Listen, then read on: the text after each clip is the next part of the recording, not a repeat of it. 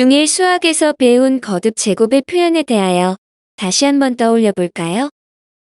지구에서 달까지 떨어진 거리가 약 38만 5천 킬로미터인데 무한히 넓게 펼쳐지는 신문지가 있다고 상상할 때 과연 몇 번을 접으면 달까지 도달할 수 있을까요?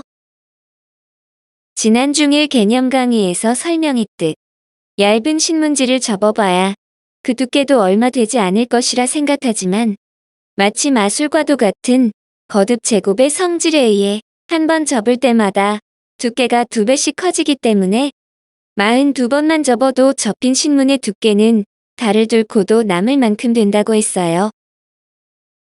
이를 직접 계산해보면 0.2mm 곱하기 2 곱하기 2 곱하기에서 이를 42번 곱하면 접힌 신문지의 두께는 약 44만 킬로미터가 되죠. 같은 수의 곱하기가 귀찮아서 만든 수의 표현 방식이 거듭 제곱이므로 이를 간단히 나타내면 2의 42제곱이 됩니다.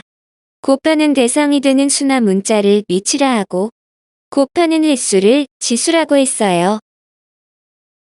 거듭 제곱의 표현 방식에 대한 장점은 같은 수를 반복, 나열하여 적을 필요가 없고 또한 곱한 값을 직접 계산하여 큰 수로 나타내지 않아도 되므로 아주 간편하고 효율적이며 수의 의미를 명확히 알 수 있어요. 이번 시간에는 지수와 관련된 변천사에 대하여 알아볼게요. 거듭 제곱의 지수에 관한 기록은 고대 그리스 시대까지 거슬러 올라갑니다. 현대에는 거듭 제곱을 밑과 지수라는 표기 양식이 완성되어 사용하고 있지만 고대 그리스에서는 표현 양식은 말할 것도 없고 개념도 익숙하지 않았겠죠. 지금으로부터 약 2300년 전 고대 그리스에서는 우주를 가득 채울 모래알의 수는 얼마인가를 고민하고 이를 계산하고자 한 이가 있었어요. 우주를 놓고 가장 기발한 생각을 한 사람을 꼽자면 아마도 기원전 3세기 아르키메데스일 것이에요. 나에게 설당과 충분히 긴 지렛대를 준다면 이 지구도 움직여 보이겠다는 장담을 하기도 했으니까요. 뉴턴, 가우스와 함께 역사상 3대 수학자로 꼽히는 아르키메데스는 과연 우주에 대하여 어떤 생각을 했던 것일까요? 고대에 뛰어난 천문학자이기도 했던 아르키메데스는 왜 하필이면 모래를 가지고 그런 엄청난 계산을 하려 했던 것일까요? 모래는 우리가 손가락으로 감각할 수 있는 물체 중 가장 작은 것이고 반대로 우주는 가장 크므로 극소를 이용하여 그때를 채우려는 발상이 참으로 신선하게 느껴집니다. 모래알을 세는 사람이라는 자신의 책에 우주를 모두 모래로 채울 때 모래알의 개수가 얼마나 필요한지를 계산해 놓았어요. 그가 계산한 방식은 다음과 같아요. 먼저 그는 양귀비씨앗 한 개의 크기에 해당하는 모래알의 수를 계산한 후 다음에는 손가락 크기에 해당하는 양귀비씨앗 개수를 어림잡아 구했어요. 그리고 다음에는 육상 경기장 한 개를 가득 채우는데 필요한 손가락 개수를 어림 계산하는 등과 같은 과정을 순차적으로 반복해 나가게 됩니다. 이것이 바로 지수 개념의 계산법이라 할 수 있고 그의 위대한 지성은 기원전 3세기에 이미 지수의 개념을 창안해냈던 것입니다. 당시의 천문학자인 아리스타르코스가 주장한 우주의 반지름의 길이는 현재의 거리로 약 2광년이었고 단위인 광년은 빛이 1년 동안 움직인 거리를 나타내요.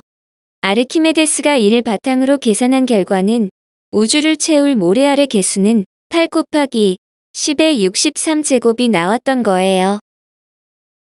당시는 복잡한 기수법 때문에 단순한 곱하기 문제도 여간 어려운 게 아니어서 일반인들은 곱셈할 엄두를 내지 못하던 때였으며 중세까지만 해도 유럽에는 아라비아 숫자가 아직 전해지지 않아 곱셈을 제대로 하려면 로마로 유학을 가야 했다는 웃지 못할 얘기가 전해졌다고 해요.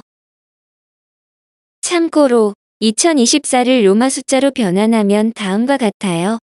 숫자로 나타내기도 힘든데 이러한 값들을 곱해야 하다니 생각만 해도 아찔하네요. 지수 표기법도 없던 당시 수학의 수준으로 이 정도의 계산을 해낸 것은 아르키메데스의 천재성을 보여준다고 할 수 있어요. 만약 아르키메데스가 지수 표기법을 알았더라면 오랜 시간 동안 계산할 필요 없이 우주를 가득 채울 모래알의 개수를 한결 편리하게 구하지 않았을까요? 오늘날 우리는 거듭 제곱을 표시할 때 2의 세제곱, a의 n제곱 등과 같이 나타내죠. 이때 3이나 n과 같이 어떤 수나 문자의 오른쪽 어깨 위에 붙어서 그 수나 문자의 거듭 제곱을 나타내는 숫자나 문자를 지수라고 불러요. 인류는 처음부터 이를 지수라고 불렀을까요? 그러지 않겠죠. 이러한 표기법이 완성이 되기까지 흘러온 변천 과정에 대하여 알아볼게요.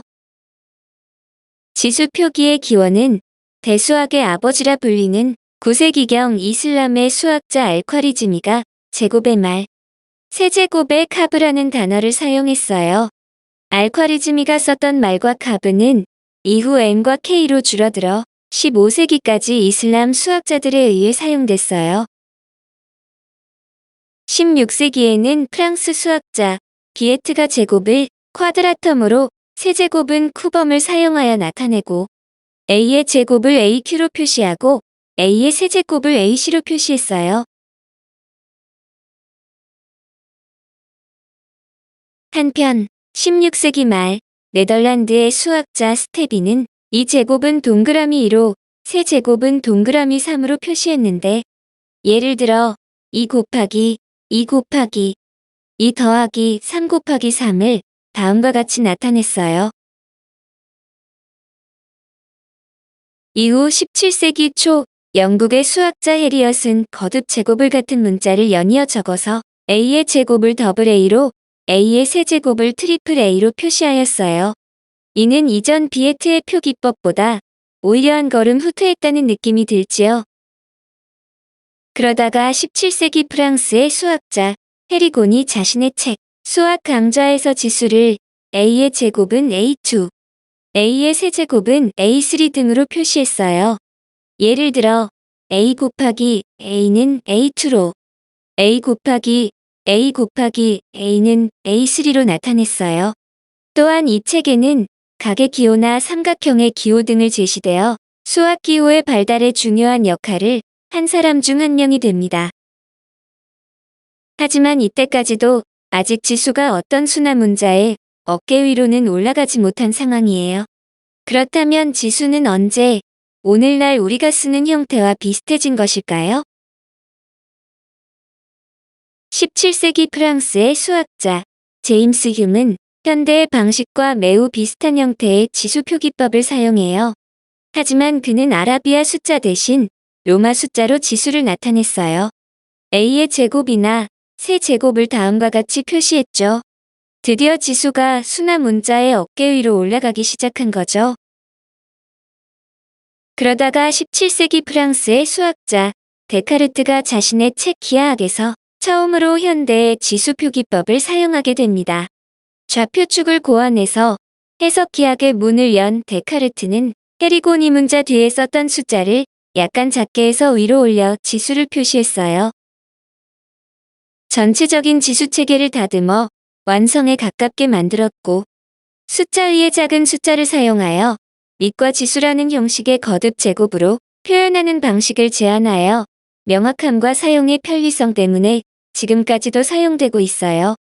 지수로 음의 정수나 분수는 사용하지 않고 양의 정수인 자연수만을 사용하여 나타내게 됩니다. 음의 정수와 분수를 지수로 사용한 주인공은 영국의 과학자이자 수학자인 아이작 뉴턴입니다.